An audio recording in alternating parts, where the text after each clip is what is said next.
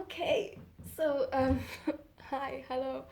Um, Today we're gonna be talking about what exactly an aura is. We're also gonna be discussing the 7 auric planes or the 7 auric layers. Now, this video is gonna be very simple and to the point. I'm sure you can find more in-depth videos on YouTube somewhere else, but for a lot of us, we kind of just want to know what the hell an aura is, and this video is gonna be discussing exactly that. Now, as a Reiki practitioner or Reiki healer, I am someone who's really interested in the energetic field and in spirituality in general. So the aura is something that really interests me. Now, the simplest way to describe the aura is as an electromagnetic energy field that surrounds the body. Now, the aura is basically like an egg-shaped bowl of energy emitting about 1 meter out from your body at all sides. Now, anything that is made out of atoms, which is basically every living thing, every living object, has a universal energy field. Now, that is because the protons and electrons that make up this atom are electrical and they are in constant motion, and this emits this universal energy field. Now, a universal energy field is basically the scientific way to describe an aura. Now, the easiest way to see an aura is normally around the head, and that's also why in countless pictures, paintings, depictions of religious figures throughout the centuries, they're often depicted with this golden halo around their head. This golden halo is often seen as a sign of integrated spiritual development. Now, the color of your aura is also reflective of your own physical, emotional, and spiritual health in that exact moment. Your aura is alive, as it is constantly changing and evolving, the same as you are. Now, your aura is not just one color. I think a lot of people have this idea that their aura is like either red or pink or yellow, and it's just that one color emitting out of them. But your aura is actually a mixture of lots of colors as well as a lot of light. It's never just one color.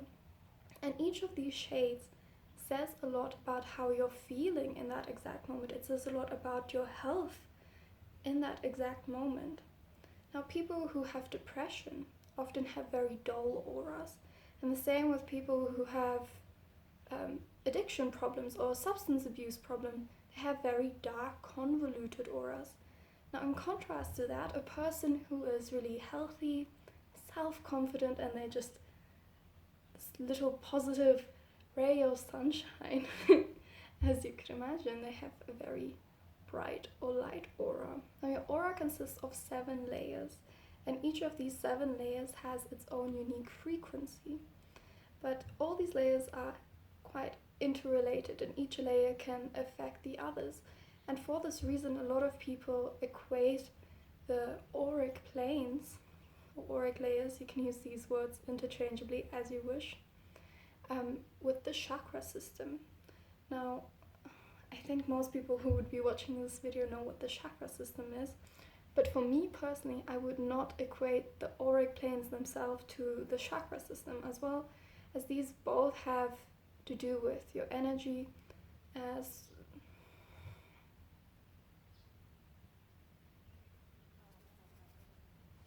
for me personally, I wouldn't exactly equate the auric planes to the chakras. I would more equate the colors that can be seen in your aura with the corresponding chakra, if that makes sense. So if you have red in your aura, the color red is often associated with the root chakra.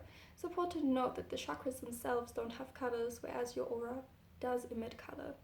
But the root chakra is connected, is that the right word? It is, has been chosen to symbolize the color red because of its certain qualities. So if you had a lot of red in your aura, it would correspond to a lot of the aspects that you associate with the root chakra. The same as if you would have yellow in your aura, it would correspond to the solar plexus, and so on and so forth. But I would not equate the auric planes themselves with the chakra system, if that makes sense. Now, as I'm talking about this, like, as I go on, it kind of sounds like the chakras, like in the same sense that all of the auric planes are interrelated and each layer affects the others. And when you have an imbalance in one of these layers, it can affect the others. But that is where the similarities stop. Okay? I don't know. I guess you can make up your own mind. I don't want to be like so matter of fact about it, because I think we'll have to find something that resonates with us. So yeah, if it makes sense to you in that way, continue on with that, but that's not personally what I think. I guess I just wanted to say that. Okay, so starting off with the first auric plane, the first layer. As I'm talking about it, I will be talking about the layers closest to us, going out towards the 7th layer, which is the furthest away from us. So the first layer closest to us is called the physical aura plane. Now, this layer is diminished throughout our waking hours as we're walking around doing things, and it's replenished again in the night while we sleep or rest. In order for this to be in balance, it's important that you have some physical comfort, some physical pleasure, and overall health. Now, the second layer, called the astral aura plane, is also called the emotional layer. This is where you store all of your emotional history, your experiences with friends, family, people in your life. And when this is imbalanced, you can often feel sensitive, unstable, irrational. A lot of people say when this emotional layer is in an imbalance, it's almost like your aura is experiencing some PMS. Now, the astral aura plane strongly responds with your surroundings. So in order for this to be in balance, it's important to spend some time outside. You can lay on the grass, smell some fresh air, spend time under a tree, whatever the hell you want to do outside, go for a walk in the forest. However, I also want to say this, a lot of us don't really have that luxury, especially if you live in the city, on a place where there isn't much nature, you don't have a garden, you maybe don't want to go to the closest like public park or something. Like, I can totally understand that. So it's important to realize then that our subconscious mind works in imagery, and our subconscious mind does not actually know the difference between what is real and what is not real. So anything that you are able to imagine, these images that you picture in your brain, your subconscious mind accepts as reality.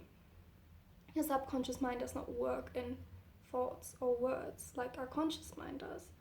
So if you are unable to physically go outside, you can just imagine doing these things. You know, you can imagine going for a walk in the forest. You can imagine laying outside, breathing in some fresh air.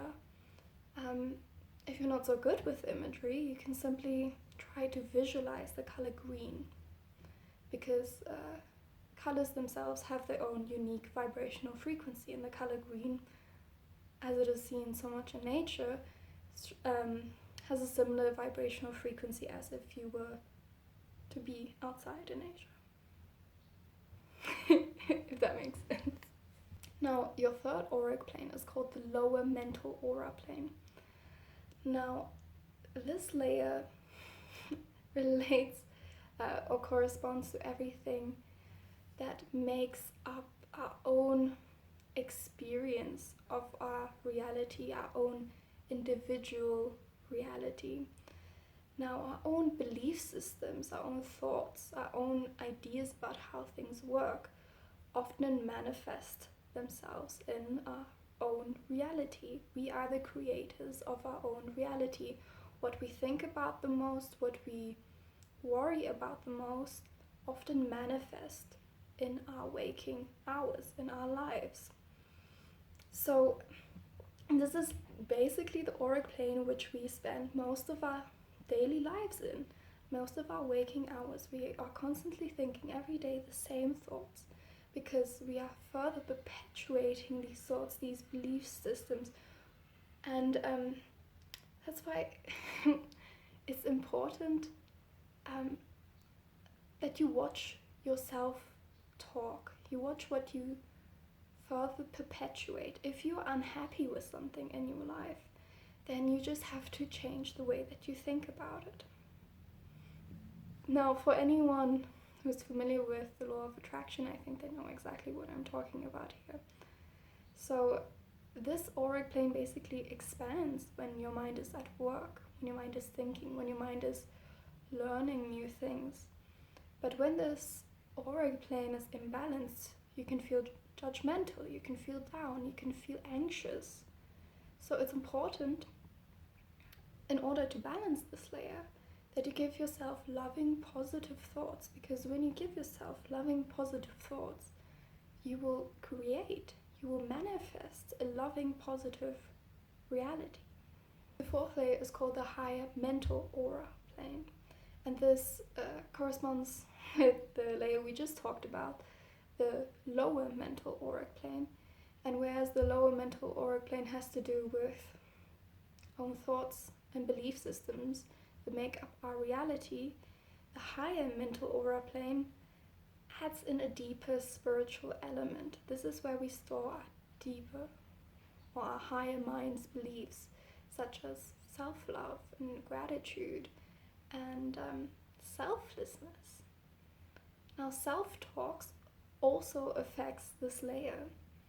So you have to tell yourself, hey, I am beautiful, I am worthy, I am loved.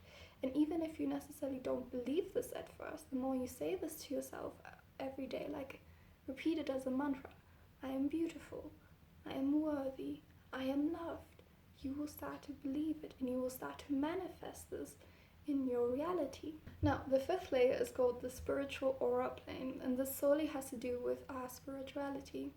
And this also connects us to our surroundings as well as the wider universe. So not just this experience of reality, but something much bigger.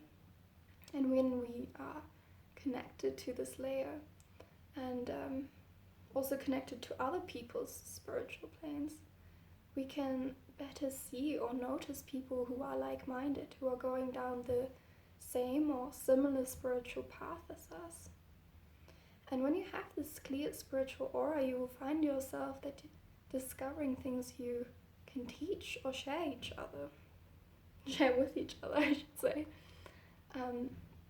However, people who aren't tapped into the spiritual auric plane can be a bit negative and judgmental and almost push away this whole spiritual ideals or whatever you want to call it, because they're threatened by your spiritual growth.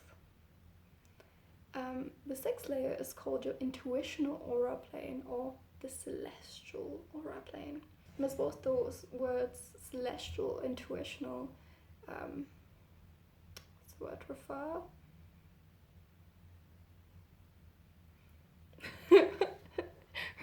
to, this has to do with our dreams and our intuition, and in general our overall spiritual awareness. This also has to do with higher mind concepts like forgiveness. Now, someone who's very in touch with the intuitional aura plane can almost fit like this outward stereotype of a hippie, you know, like very calm, peaceful, very kind, but also very patient. So in general, all very positive, all very positive things. And it's often people who are going down this spiritual awakening or further down the path of their spiritual awakening or enlightened souls that live in the intuitional aura plane. So as I mentioned earlier, most people live in their lower mental aura plane, where they're constantly repeating almost as mantras these same thoughts and limiting belief systems in their head every day. But more enlightened souls often live in the intuitional aura plane. And these are people who are oftentimes very eccentric and creative and gifted in things such as arts and music, or are healers. And they are very profound souls. They are very old souls, as we often call people like this. And they are oftentimes very sensitive or even empathetic. And you know, your intuitional aura plane is at work when you experience these aha moments, like something just makes sense that for so long didn't make sense, or these thoughts just come to you out of nowhere. And this is basically your intuitional aura plane that is clearing the runway in your head, clearing the runway for major spiritual growth. Now, the last seventh auric plane is called the absolute aura plane. Absolute everything. And this layer works to balance and harmonize all the other layers together. And this is where all the experiences of your soul's journey is housed. This is basically the blueprint of a person's spiritual destiny. As I mentioned before, it is important that all these layers work together. It is important that all these layers are in balance with each other, because they all work together to affect your emotions. Your emotions, your mental state, your physical state affects your aura. But at the same time, your energetic aura affects you. Because at the base of it, we are all just energy. And energy gives and it takes and it affects each other.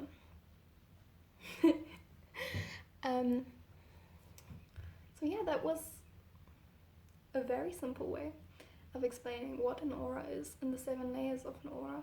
And I would be very interested to know if any of you guys who are watching this video are really aware of your auras. Do you cleanse your aura daily? Because I know a lot of energy healers make it a point to cleanse their aura daily. They are very aware of their aura.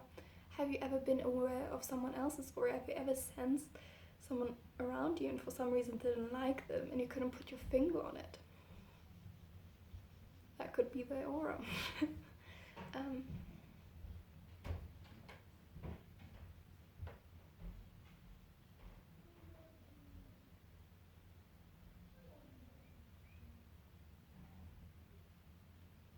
So please feel free please feel free to leave your comments down below, and if you want to see any more videos like this, please also let me know. I will be coming out with a video about how to see your aura and what the colors in your aura exactly mean, and I will also be coming out with a video about how to cleanse and strengthen your aura if you're interested.